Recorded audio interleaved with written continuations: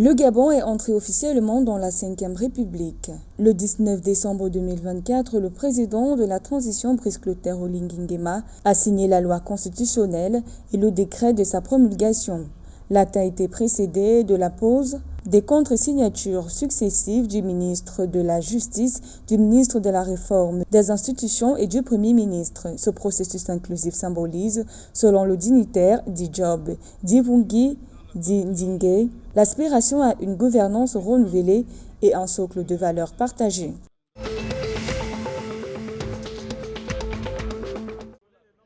La République du Congo assure désormais la présidence du conseil d'administration de l'Organisation africaine de la propriété intellectuelle. Le ministre congolais du développement industriel et de la promotion du secteur privé, Antoine Thomas Nicéphore Fila, a été élu à la tête de l'organisation pendant la 65e session ordinaire de l'OAPI qui s'est tenue à Bangui en République centrafricaine le 18 décembre 2024. Selon un bilan de cette organisation, l'année 2024 aura été marquée par le lancement et la poursuite de plusieurs initiatives dans le programme de financement des projets structurants.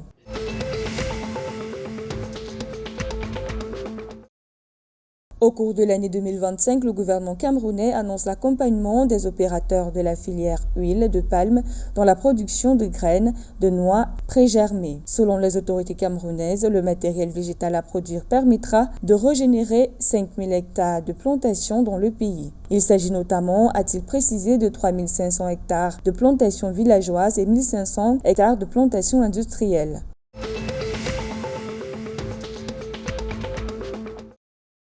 Le président de la Communauté économique des États de l'Afrique centrale et le représentant de l'OIF pour l'Afrique centrale ont marqué leur ferme volonté en faveur d'une coopération multilatérale entre eux.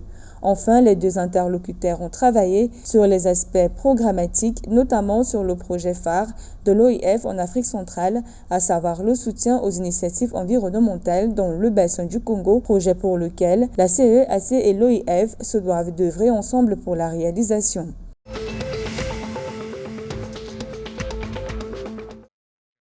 Mardi 17 décembre 2024 s'est tenu à Kinshasa le Forum africain sport et tourisme sous le thème « The Rumble in the Jungle », un événement sportif exceptionnel dans un contexte particulier. Cette activité a rassemblé plusieurs acteurs du sport, du tourisme et de la finance en RDC dans le but de garder et perpétuer l'héritage du combat du siècle que Kinshasa avait organisé en 1974 au stade de Tata Raphaël. Le FAST, qui est une synergie entre le secteur du sport et du tourisme en faveur d'une croissance économique durable, célèbre les 50 ans de cet événement sportif culturel mythique et est revenu sur l'impact social, touristique et économique de cet événement pour la RDC.